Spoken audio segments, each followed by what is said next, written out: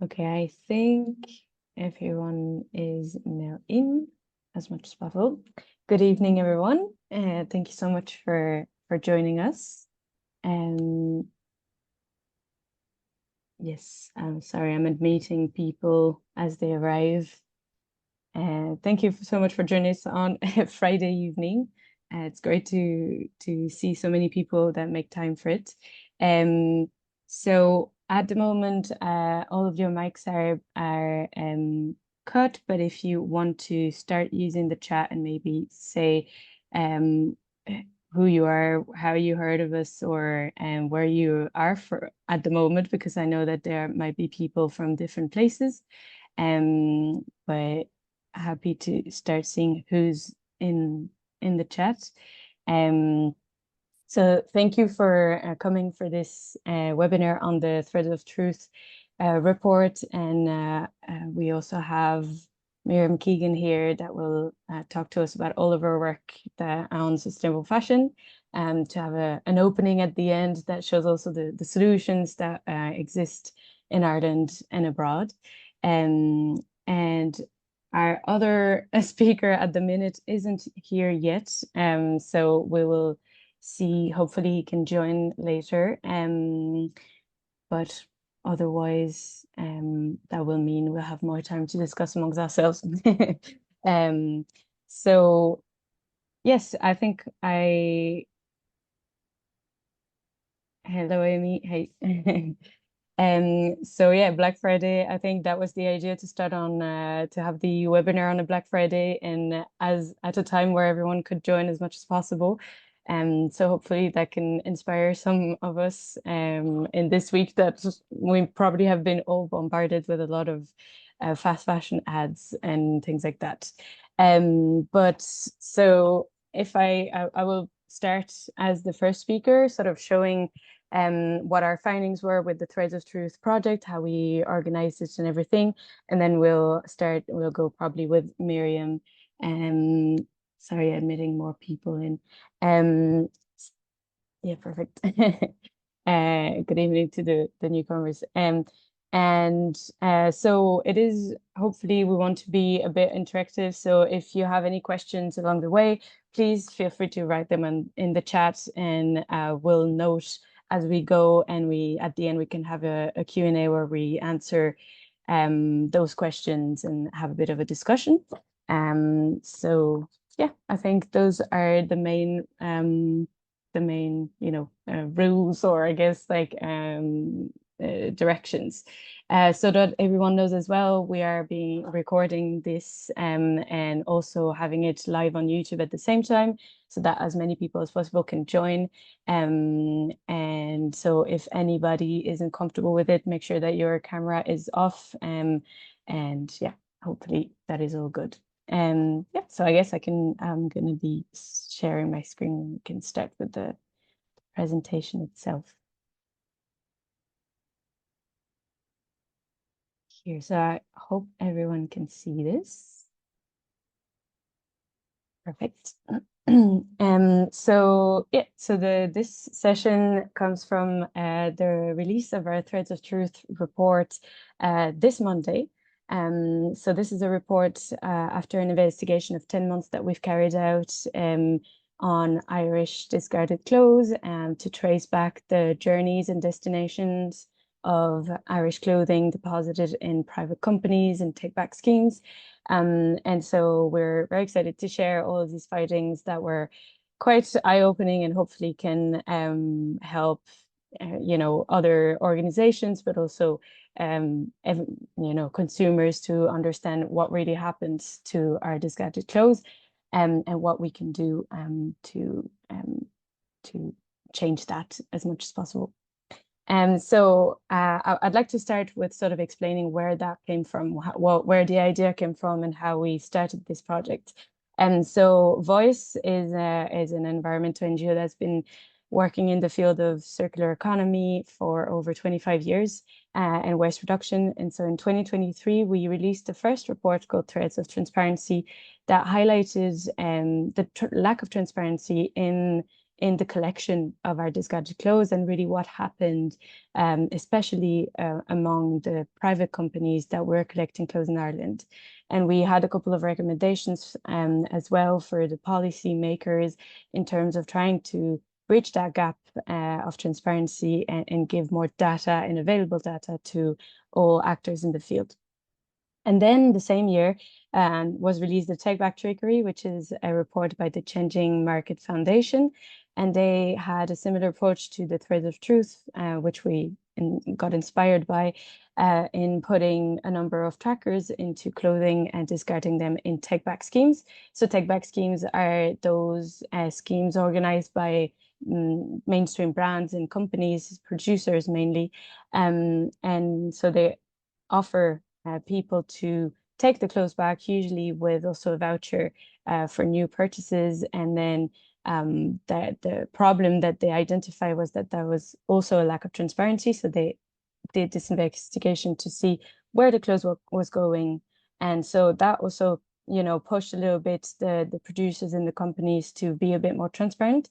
And so what we wanted to do with this investigation is really to look at the Irish based companies and also retailers that also had these sort of schemes and textile banks.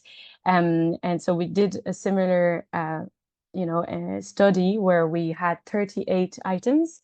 Oh, sorry, I didn't mention the Global Shapers that are probably in the room. Where we didn't do that on our own. We also worked with the Global Shapers, which are a youth group that worked with us on this, and that was great. Like, we had like 5 volunteers working with me on this, and that was really great to see so much, involvement in that and interest at the larger group of global shapers in general as well.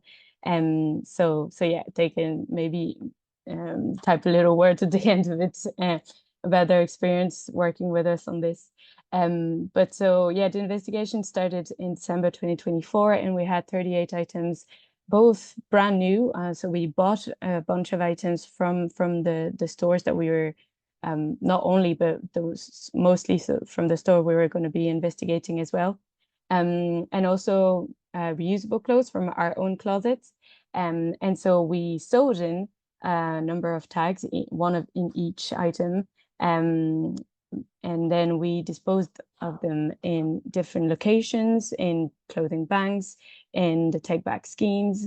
So here you can see a couple of photos of us disposing those clothes.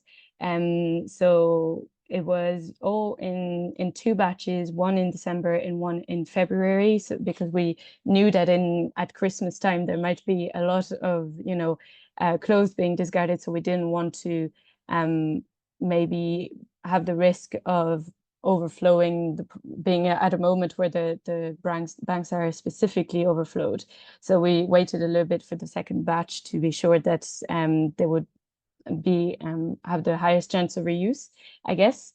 And then every week we would be monitoring those clothing and the locations they were at to try and start, trace the routes and the different destination they were going through or ending up in. And as much as possible, we're trying to also identify different companies that might have been involved in the process and see if the claims from the companies were matching with the reality on the ground. So these are the final findings of this investigation. So on the right side, you can see the map that is available still on fabricofchange.ie, which is our dedicated website to sustainable fashion. And there you can see each individual item, where they ended up. And if you click on one of the items, you'll see all the different stops that it went through and really have its full journey. And so the main findings of this investigation were that 95% of it was exported outside of Ireland. So that was what we were expecting. But even though we were expecting that, 95% is quite a shocking number, showing that we are really over relying on export in Ireland to treat our unwanted clothes, and especially export outside the EU, because 60% of it was exported outside the EU. either after going through sorting in places such as Poland, or we've seen Germany and Hungary as places that they would travel through before going outside the EU, or directly sometimes going to Northern Ireland and then arriving in the global south, mostly in African countries. So that's more of like the journey side of things. And then when we were looking at the fate and the really what happened on the ground, it was quite difficult to really be as precise as possible. And out of the 23 items in the end we had usable data on, we only were able to confirm 26 were reused. So we concluded items as being reused whenever they entered a residential area and seemed to be in someone's house, or if it entered, a secondhand shop that we were able to identify. And as soon as we saw that, we would disable the items and consider it as reused. And the very interesting thing about these items was that we were expecting sort of that the brand new with the tag on might be the first one to be reused, but in reality, the majority of what was reused was items that were actually already used, but of really good composition. So 5 out of the 6 were 98, 99, or 100% cotton. So that really showed that it's the quality of the items more than the newness or the how new it is, that really matters in the global reuse market, and that has value in the end in end destinations. Unfortunately, we also saw that 13% of items were either dumped or incinerated. So we considered items to be dumped whenever they were, arriving at odd places that would be either on a construction site or with companies that would have been using it as, energy recovery. That was the case for one item in Germany. And the last but not least was the unclear category, because that really shows again that even when you have locations, you have those trackers, it's really complicated to actually know what happens to these clothing. So 56% we weren't able to actually assign a fate to them, either because they stayed in overseas warehouses for months and months, or arrived at really odd locations that we weren't able to really trace to any final fate. But I have a couple of examples for you after this. So then what was interesting is that we saw also different practices between the different companies that we've investigated. So as I said, we investigated take-back schemes from retailers, and the likes of Penneys, Zara, or H&M. We had these kind of ones involved. And the private collectors was another category, which is the bring banks that you find in, parking lots or such places in Ireland. And so the difference was that take back schemes, we assume also because there was already an investigation a couple of years ago, tended to be more transparent, but only up to a point. So we were able to actually see that they were going to the sorters that the companies were showing on their website, that they were partnering with, mostly in Eastern Europe. But after that, it was true that there was still this lack of transparency after this sorting step that they were going through.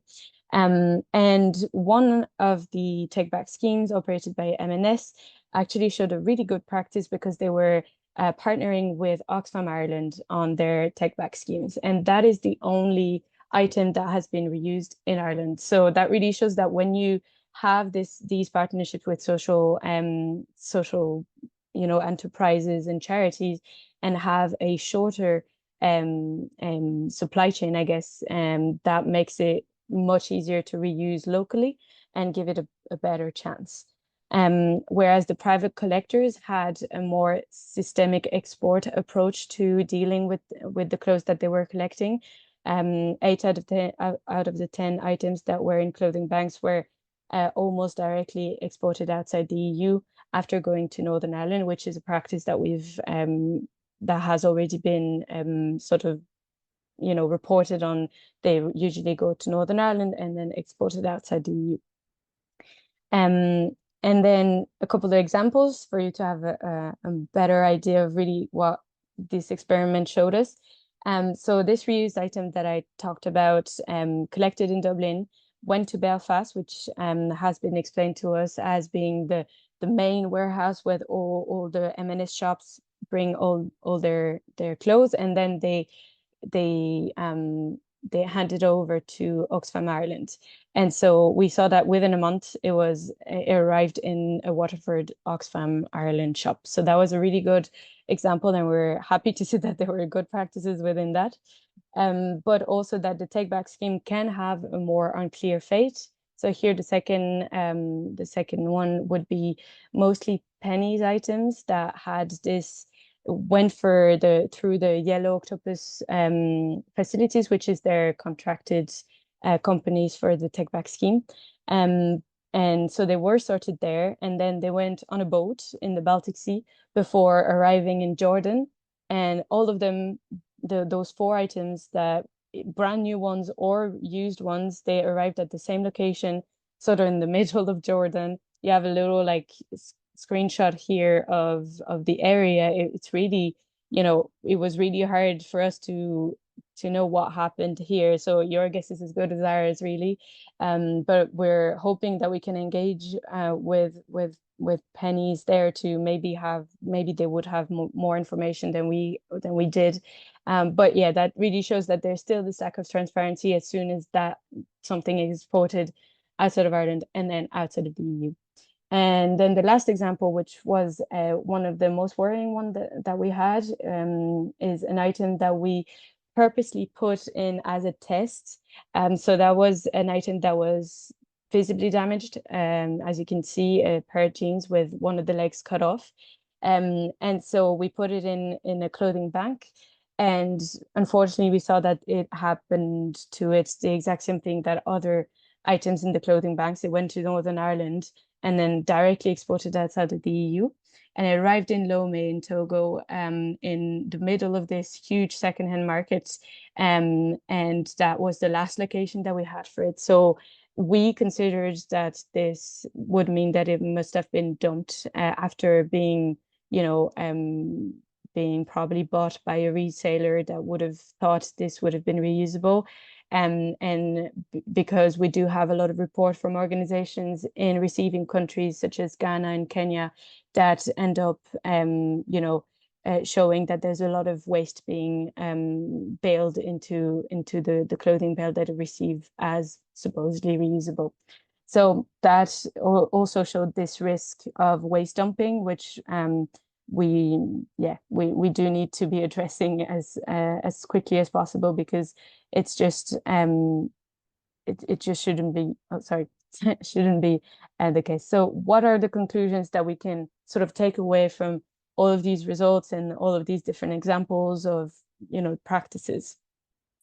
Well, the first thing is that the sector of collecting and exporting clothing from private companies has absolutely no oversight, and it's a huge problem. We do need better transparency here on this specific trade. Because we are reliant on export, we do need to have mechanism in place to actually make sure that there's proper reporting on it and follow up. So we would like to see, better standardized rules around how to report and what to report, and also efforts to sort of look at what really happens on the ground, because a lot of the times what we see in companies, the take back schemes from retailers, for example, they do publish numbers around how much they have sorted for reuse or sorted for recycling. But those for us are more intentions than effective reuse or recycling. And so what we would like to see is further up follow up to make sure that we also know as much as possible what really happens once they're being exported. So we have a couple of recommendations for that specifically. Then it's also the main takeaway is that this lack of transparency has real consequences, because the trade of secondhand clothing and the global trade has been going on for over 4 decades. And so it's not so much the fact that things are being exported, but more the fact that it's not being sorted properly and that there is a risk of waste dumping here. And this trade, has a lot of positive impact for the receiving countries, but nowadays it's being outweighed by the negative ones in terms of the communities that have to deal with this waste, and the obviously also the impact on the environment there. And then there's also a real need for accountability at every stage of the way, because I think what this investigation is showing and what we want to be putting into perspective as well is that even though there is an issue with the collectors and the exporters, we also need to look at the overall fashion industry and how this global crisis is also a consequence of the fast fashion models that we are seeing in an overproduction and overconsumption that come from it. And so it's really for us is a question of the accountability being attributed at every level of the value chain, because we can have better rules for the collectors, but that won't change the fact that we have an industry that is overfloated from all of these low quality items that don't have as much value on the market. So what are the recommendations for these different stages? So the first one is obviously we do need better rules, we do need better legislations around what is being exported. I think the number one priority is this idea of having mandatory reporting, especially now that the collection market has changed a lot recently, and it's going to be now the responsibility of local authorities to actually contract the collectors. So it'll be taxpayer money that will pay for this collection. So we will have the need to have these data and this reporting on volumes, on how they're sorting it, where they're exporting it, and as much as possible, again, what happens on the ground. But there are obviously other steps to take in terms of tackling, as I was saying, fast fashion models. So there are many things that we can do in terms of advertising, in terms of introducing a number of policy and financial mechanisms that will tackle the volumes specifically. Those are things that are being experimented in different countries, in the Netherlands, in France. And also what is a positive thing is that there are legislation coming from the EU as well that we can translate into Irish law and be as ambitious as we can also with those new legislation, especially the extended producer responsibility, which is for people who might not know this mechanism. The idea is to make the producers and the people who put clothing on the market pay a fee every time that they put an item on the market. And this fee is then used to be funding the waste management. But what we hope to see is also that this can also fund reuse and circular businesses here in Ireland, rather than just the waste management. As well as introducing the idea of a traveling fee, where if we are to be exporting clothes abroad, then the people who deal with it at the end of the chain should also be getting part of the fee and not just Irish, collectors. So those are all very important pieces of legislation that will come into play and that we hope we can really emphasize the waste hierarchy and make sure that reduction and prevention can be the priority. Then the next thing obviously is businesses that need to take accountability for what they put on the market, the quality of it, the amount of it, and the businesses that are in the trade of secondhand clothing to make sure that they have new mechanism in place to make sure that the people that they work with also report to them. So what we are recommending is having a code of conduct with all the parties involved in the chain so that there would be better transparency for everyone in it, because obviously it can be complicated as a company here in Ireland to make sure that a company in Pakistan reports on what they're doing with the clothes there. But if we have a harmonized code of conduct that all of the Irish stakeholders and EU stakeholders even have, then that would make it easier, to have this sort of standards put in place. Oh, sorry, I didn't. There's a random French sentence there. Um, and yeah, sorry. And so for the companies themselves, the retailers, um, we also need to have true accountability for the clothes that they put on the market and really look at alternative business models that don't only rely on growth and producing more, because the issue is that even though there are good initiatives in the field, a lot of the time the big company, the big retailers, they only it can be seen only as like an answer to a specific problem rather than changing the whole way that they operate. So for the take back scheme, if we go back to that, when we see the numbers that we could find, we can estimate that they only collect about 3% of what they put on the market yearly. So that shows that when you put like, 600,000 tons of clothes on the market, but only collect 10,000, you see that there's an issue here. So what we hope is that they can also invest in real solutions here in Ireland that can foster circular economy.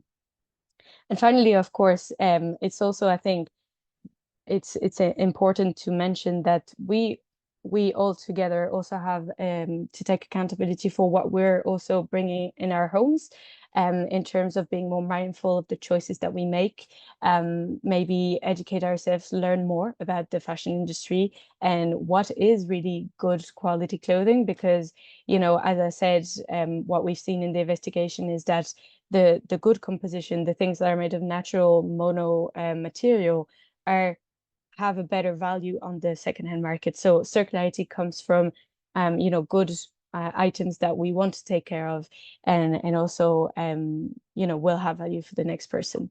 So I think there's a lot for us to also change our behaviors and our way of engaging with fashion, I think.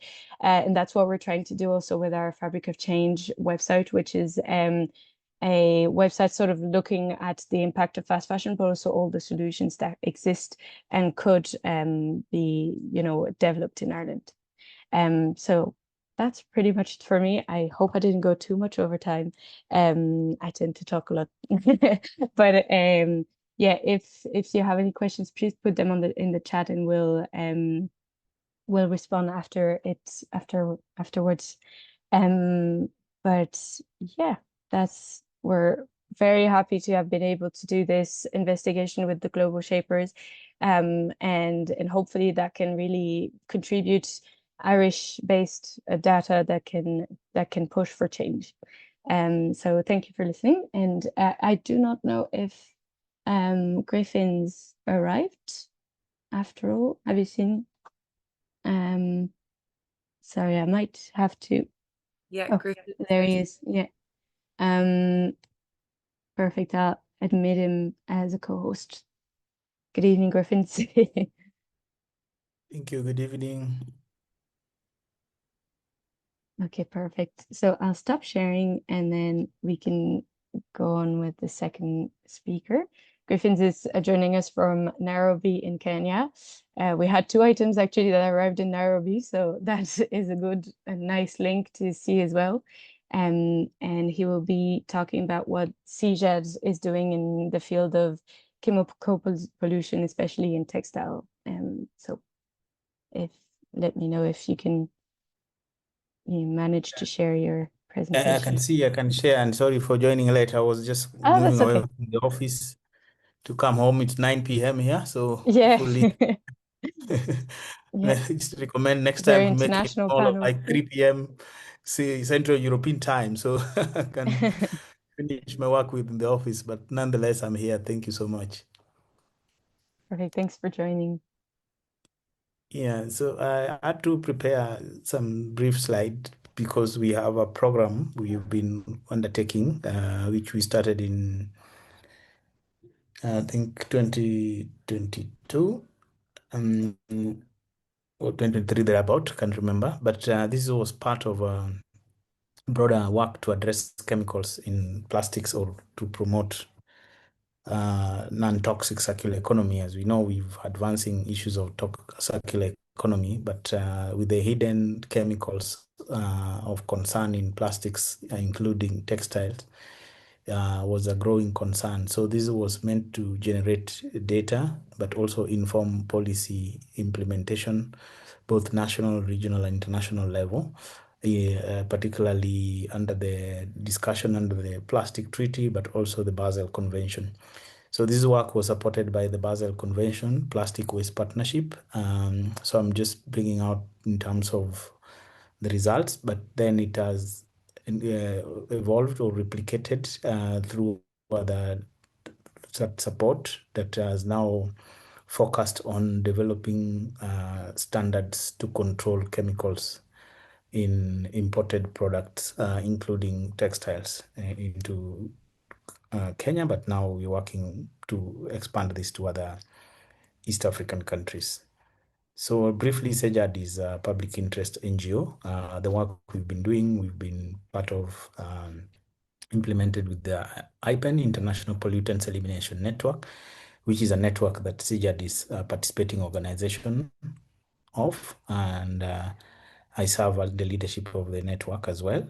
So we work with the vision for a just and sustainable society free of toxic chemicals and waste. And our work, as I will explain, to achieve the mission of promoting sound chemicals management, cuts across different programs. One, then we are focusing on issues of toxic plastics and waste.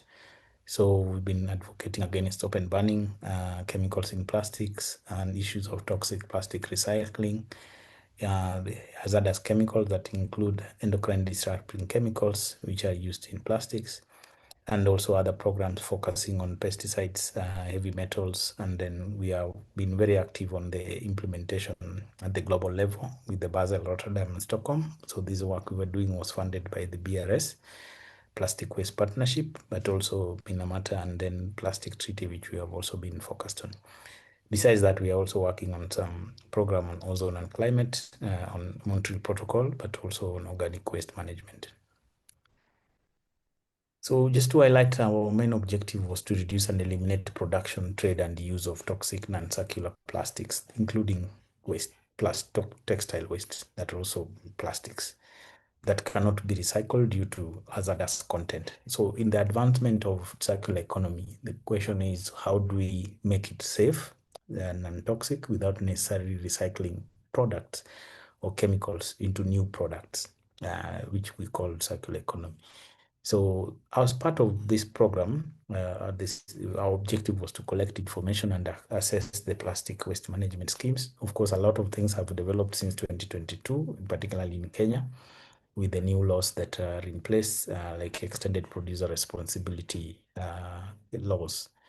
The main activities was to assess policies in terms of not only plastic, but textiles, and monitor hazardous chemicals used in those products. We presented this information to policy organs, but also to inform implementation of and financing of waste management through the EPR, which was under development in this country.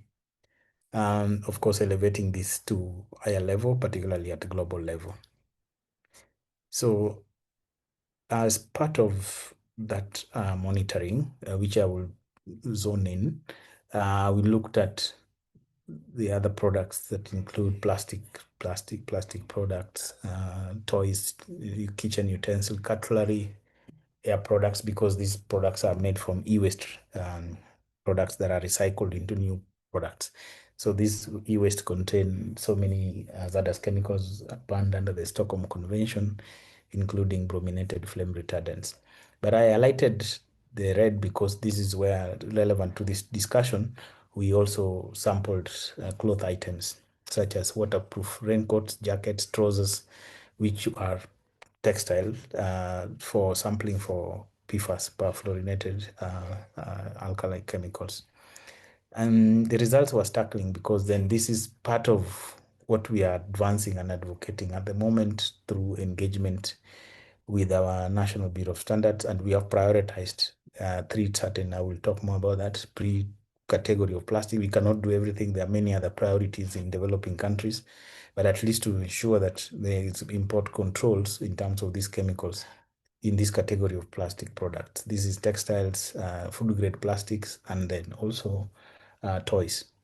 So out of the samples we collected, two which were jackets, gloves, and trousers, we tested for PFAS, or regrettable substitution of globally harmonized perfluorinated chemicals, which is used in outdoor clothing and in the Kenyan market. One of them was exceedingly high levels, with more than 25 parts per billion for accumulated sum, which is a type of PFAS, PFCA, more than the EU threshold. We had the highest level of extractable organic fluorine, also a type of PFAS in the samples jacket that we had in Kenya. So when we had this discussion with policymakers, is that some of these textiles are fumigated with certain chemicals before they are exported and into this country and other developing countries. So what are these fumigants or chemicals that are used in before they are put in bales and exported to developing countries?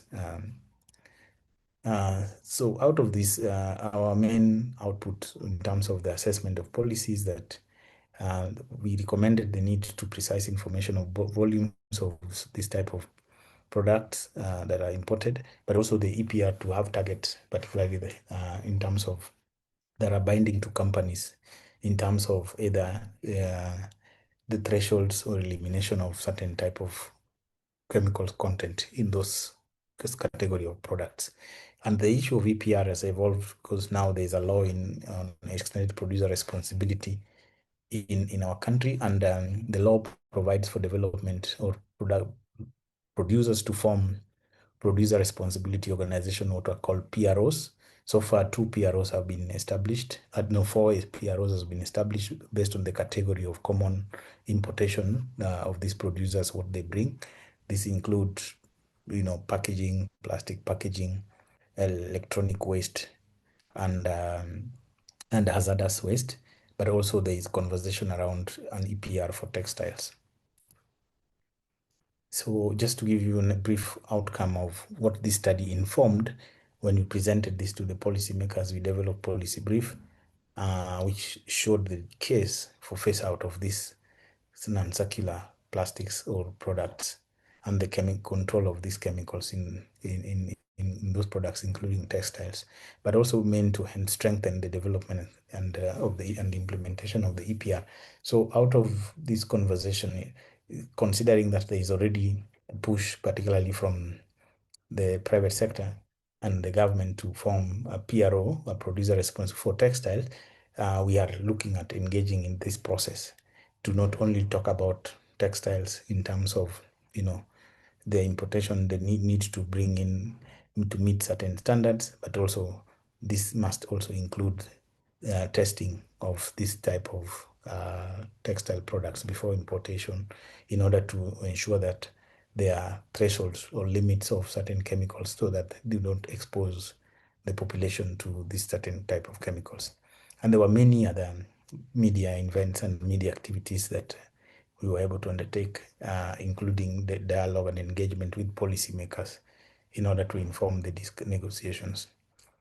And of course, out of this work, having presented it to the agency for government in terms of standards development and implementation, that is the National Bureau of Standards, we now have a collaborative engagement where we are just working on strengthening the national standards to put in place chemical content thresholds. And that's what we are currently trying to benchmark with other standards in Europe, for instance, when it comes to what certain chemicals of concern we are talking about in this certain category of plastic, textiles, and others, and what limits should be able to put in our standard. So that as the implementation, there will be pre-shipment verification and analytical testing. Of course, this capacity are still very low, whether we are able to test for these certain chemicals, but we hope that through the engagement with the Bureau of Standards, at least there will be some outcome when it comes to addressing this. And as I said, we have now done a baseline assessment which looked at the benchmark, which we have presented to the Bureau of Standards, and we have a small task committee we are working with, which is basically looking at this category of plastics or products. So there are many products, including what are we using for construction materials, water tanks, which are also made from black plastics, textile, but we narrow down that these three are very important. Of course, the issue of textile is very sensitive because a lot of livelihoods are supporting the jobs and the business entrepreneurial, depending on the textile imported from Europe and other parts of the world. So thank you so much. We have been working with the support of the Sigrid Housing Trust, which is in the UK, as well as, of course, the foundational of this project was supported by the Basel Convention Plastic Waste Partnership. So our work, our funders are still looking at how do we strengthen these standards, and we have narrowed down to the three categories. It's an evolving, it will take time because policy change takes time. Thank you so much. Thanks so much, Griffins. That's like essential work. It's so interesting. Like I think because it's everyone is concerned by, you know, those chemicals in all of the products, not just textiles. And we're seeing also a more and more organizations within the EU that are testing clothing coming from, you know, online platforms and things like that. And we do see that it's you know it's exceeding the threshold so much almost every time because they're not you know within the EU requirements in the first place. So I think that's something that we should all take very seriously because that's impacting the first every person that's going to, you know, use these textiles as well as the ones that have to deal with it at the end. So yeah, that's essential. Yeah, very interesting to see that's a concern everywhere. But yeah, thank you. I think yeah, maybe you can go with Miriam now for the more solution and what's going on in Ireland to try and do a better job. So yeah, if you want to go ahead. Oh, I need to, sorry, I have your presentation. Yeah, thank you. Well, thank you, Solene, for inviting me today. And it's just so interesting to hear not only the report, but also then the work that's being done by Griffins and your organization. It's just, it's obviously, it's very, you know, heavy things that we're talking about, but it's very hopeful that if, you know, around the world, we can start building these, you know, evidence-based arguments that I think this can really make such a change long term, especially with government level, as you were saying, Solene. But yeah, so just to quickly introduce myself, my name is Miriam Keegan, and I'm the founder of So Sustainable. It started off as just an online kind of little community on Instagram, and it's grown quite a bit from that. So I've had a very unusual background in the fashion space, and I think that's what makes my approach to sustainability a little bit different. If you just move to the next slide, please. So I started my career as a primary school teacher. I taught for 5 years, and I was up until the last 3 years, I was teaching junior infants. So very, very different. But it gives me a very human and kind of community-centered perspective with everything that I work in. I later became a professor and a Fulbright scholar in the United States. I'm actually calling in from Florida at the minute, but I am based in Ireland. So I'm at the home of Black Friday right now. So it's very apt and timely. And but when I was living in the US, my research focused on fashion design, sustainability, and human rights. So for me, sustainability is not just environmental, it's educational, it's social, and it's just deeply deeply tied to empowerment. And for me at the minute, I wear a lot of hats, but my main work is now actually in human rights in the fashion industry. And Solene, you mentioned there about, you know, business code of conduct. So I work for a major global nonprofit called the Fair Labor Association, and we work with the major fashion brands and other types of brands in both manufacturing and agriculture to ensure that human rights in the workforce is upheld in the supply chain. So again, it's very deeply rooted in all of the work that I do. But one of the things, one of the most powerful tools for me that I think is completely undervalued, but also one of the probably one of the easiest ways that we can find solutions in the fashion industry, and that is sewing. So if you move to the next slide, please. Sewing is deeply rooted in my life, where I grew up with my grandmother being a dressmaker, and I was just so inspired by, being able to thread a needle, and a 2D sheet of fabric can be changed into something that you could wear, and it was beautiful. And I just think there's such beauty and heritage in being able to sew. But also sewing extends the life of clothing, and that was really big pivotal moment for me. It reduces waste, it builds creativity, confidence, and agency, and it just reconnects us to the clothes that we have that fast fashion just could never do. And that's what I have seen through the sewing community that I've built through workshops, classes, and just kind of inspirational videos on Instagram, but also online courses that I share with especially educators around Ireland and hopefully the world soon. So I teach teachers on how to bring sustainability into education in a really fun and inspiring way, because I feel that we have so much climate change anxiety ourselves, but also for the children that we are around and we teach and we share our lives with. And I don't want to add to that anxiety. I want to build solutions and build a kind of a creative and hopeful way of moving through this transition as we try to improve our fashion industry.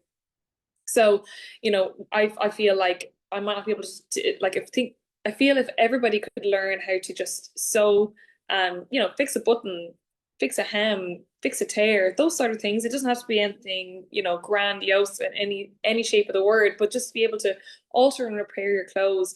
That is circularity in its truest form. And that's what we learned from our grandparents. And long ago, they were the most resourceful people, and they didn't realize it was for sustainability. It was just about getting by. So yeah, that's pretty much a lot of the work I do. So I've been very lucky that with my sewing career, I've been able to actually work at the Oscars. They were videos, some of those pieces there, but I've worked at the Oscars tailoring Vanessa Hudgens's red carpet outfit for the 2022 Oscar red carpet look. Also Demi Singleton, who's in the purple dress there, she played the young Serena Williams in King Richard. Josh O'Connor from Challengers and The Crown. And also I've had the chance to create a lot of just educational pieces of content on Instagram to just teach people about the fashion industry and how we can make it better. So yeah, if you just move to the next slide, please. So yeah, as I said, that's what sewing is to me. Sewing is so deeply rooted in not only my family history, but I also think it's so deeply rooted in everyone around us and their history. Like everybody had to start from somewhere with learning how to sew. And I just think that a lot of it has been lost, but a lot of it can be brought back to around, our own personal lives. Because I find there's a lot of mindfulness to it as well. So yeah, sewing is everything to me, and I love to just share that with everybody. So you move to the next slide, please. Yeah, these are just some images of some of the sewing events that I have. I work with a lot of brands around Ireland to build their customer loyalty and build community for their brands, so that it's showing that, okay, you might buy this product from us, but we're actually trying to teach you to mind that and keep it, as an heirloom piece down the line, or even just have those kind of skills going forward. So it really connects with brand stories and the ethos of a lot of brands in Ireland and how to extend that. So I'm kind of like that middleman or middlewoman, trying to make that connection between the consumer and the brand, because I feel that the answer is in consumer empowerment. We have a lot of responsibility, not only the governments and the brands, but also the consumers. And I just think that this is one way in which we can do that for consumers around. So if you move to the next slide, please. So I have been very lucky in the last while to have been the former head of sustainability for Aoife McNamara. She's an Irish brand, and you know, Aoife's brand is one of the like strongest examples of circular, ethical, and community first kind of fashion that actually and what it looks like in Ireland. So if you move to the next slide, please. This just explains kind of about Aoife McNamara and that her brand ethos is all about nature. You know, her entire design philosophy begins with the nature and not just as the inspiration, but also the responsibility. Her collections have been built with the idea that fashion should protect the environment it draws from, and this ethos is shaped since 2019 until now, and it's only growing from there.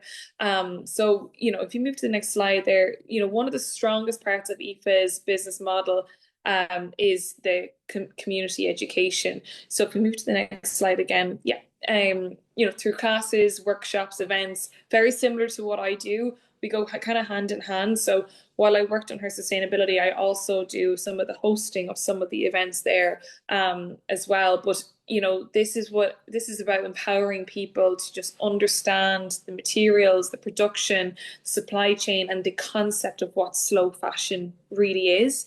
And this is what builds the community of consumers that are not just being consumers and just buying, but they're actually learning and they're questioning and they're making those conscious decisions going forward.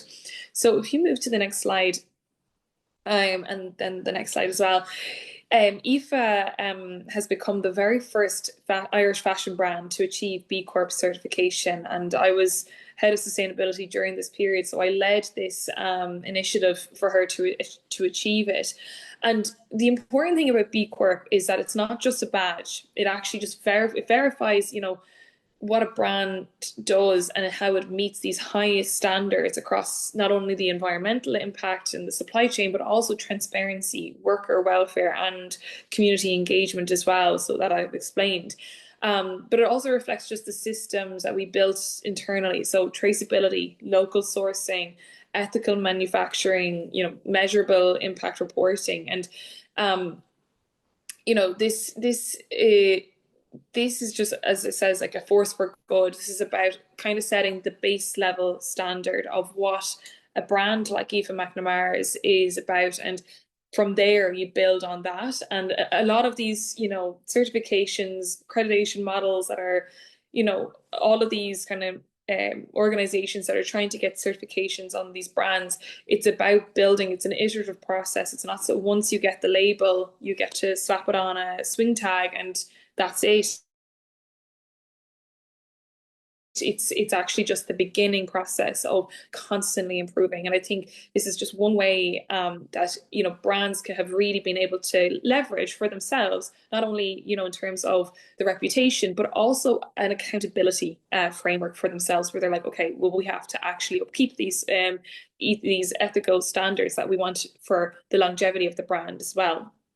So if you move just to the next slide, this was our sustainability roadmap there while I was working in that, and it just kind of shows again the concept of like the B Corp, the community, and also using dead stock fabric in collections. So any of the workshops that I do at Aoife McNamara's, we use dead stock fabric, so fabric that was once used in a collection, but there was like bits left over. So we make sure that those are being used in those workshops. So when people make creations, like we make little key rings and Christmas decorations and different pieces like that through sewing, we're using that material and we're using like natural wool, etc. So it's just that's what we kind of do. I also did a life cycle assessment for Aoife McNamara, and it was actually the first ever life cycle assessment on an Irish made garment. So it was really interesting learning about the carbon footprint on that as well. So if you just move to the next slide, I know I'm just about done now, but you know, Aoife McNamara continuously tries to innovate, and she's using she actually made her first ever piece of real Irish wool this year, which was really huge. It's a very difficult market to work within in terms of the wool market, but especially pure Irish wool. So that was a huge achievement by them. And they have continuously just worked with Irish suppliers, and while not everything is made in Ireland, the design process, and a lot of the mills and supply craftspeople are based in Ireland. So it's all about keeping that kind of circular model within the country as well. They also were part of the Irish Fashion Week, but they continue to have that commitment to small batch and low waste production, and that's the model that they try to emulate, but also sustain going forward, because it's not easy in the fashion world today to be able to do that. But yeah, so that was just a quick kind of whirlwind idea of the work that I have done, but also past the work I've done with Aoife McNamara. Her brand is fantastic, and yeah, hopefully more of this in the future in Ireland, and more brands. And yeah, thank you for having me. Thank you so much. That is so inspiring and really wholesome to hear you talk about like how passionate you are and everything. It's yeah, I love it. And it made me see like last weekend I actually sewed a couple of my socks that had like a hole in it, and I Oh, felt really great. proud of myself. I was like, yay. So like yeah, even the small gestures, Oh uh, yeah. and just engagement, I guess, with the circular economy just make it feel more real, and like and yeah, just make you feel more connected to your clothes and what you're doing with it. So yeah, thank you so much. If anyone has questions for Miriam, because I know she needs to leave in about 4 minutes. So specifically questions for Miriam would be now, and then if everyone is okay to stay another couple of minutes for other questions, I'm happy to answer either. So I don't know if there's any. My question would just be like, how do you do it? You just do so much, I guess. You seem to be like on every front, so that's really fantastic. Yeah. Um, It's full on, I'm not gonna lie. Between my 9 to 5 job being in the human rights world and then my sewing business on the side, it is full on, but I don't want to be just pigeonholed into one sector of the fashion mhm, industry, especially in sustainability. I want to be like the E, S, and the G, like where it's, all encompassing, because I think that's the only way we can actually make a difference is actually is see the change in that. And I think that's what it's all about. mhm. And so, sorry, do you have maybe you don't know specifically, but this particular item made of 100% Irish wool, I'm quite interested. Is it a jumper? Because like I know that's a wool that has been known to like or discussed to Yeah. be a bit complicated to work with, and that was the Mm, reason why it was not as yeah. used anymore. I think it's a blazer and a skirt actually. So, the lining I think is probably what helps with not being maybe as scratchy, because wool in general I find can be scratchy to wear no matter what type of sheep it is. But I believe it's that. It's a beautiful Okay. white, kind of bonny and white wool, and it's stunning. Yeah. Mm, lovely. Yeah, I talked to a student in fashion design that was trying also to use Irish. Well, so there's a lot of people that do want to, sort of use Irish-based materials and, Yeah. things like that. So that's amazing. Well, I don't see any other questions in the chat for you. So if whenever you need to go, and don't hesitate. Yeah, But thank you so appreciate much it for so taking much. the time. Yeah, and thank you, and best of luck with the rest of it. And hopefully, if anyone ever wants to reach out, you can share my email with them, and be happy to chat more. Yeah. Amazing. All Thank you. right, thank Um, you. yeah, and I had a question for Griffins actually. It was more about like you mentioned that there was you know that the chemicals could have been put on the clothes before being bailed to Kenya, because I know that there are chemicals that are in the production stage, but so would you reckon that there's also chemicals in between the collection and the moment that you're receiving it in Kenya? Yes, thank you. This is something that actually I was also not aware of until now when we were talking about this with the government, particularly the standards Mhm. officials. So they mentioned that it's not only the chemicals at the production, but even before they are, I don't know which type of chemical. These ones are used as fumigants, but they are meant to remove what do you call it, rodents and other type of, Okay. that would in the process Okay. of importation and storage. Okay. I did not think about that actually. That's interesting. Um, okay, so I don't know if anyone else had question, please put them in the chat. You can still reach out afterwards as well, to me through it's solin@voiceireland.org. And if there's a specific question to the other speakers, I can also be the interface between the two. So thank you anyways, everyone for taking part. I hope that was interesting for you and that you learned a couple of things and that yeah. So thank you so much and have a good evening and a good weekend, most of all. Bye bye. Thank you. Bye-bye. Thanks, Griffin. Bye. Thank you. Bye.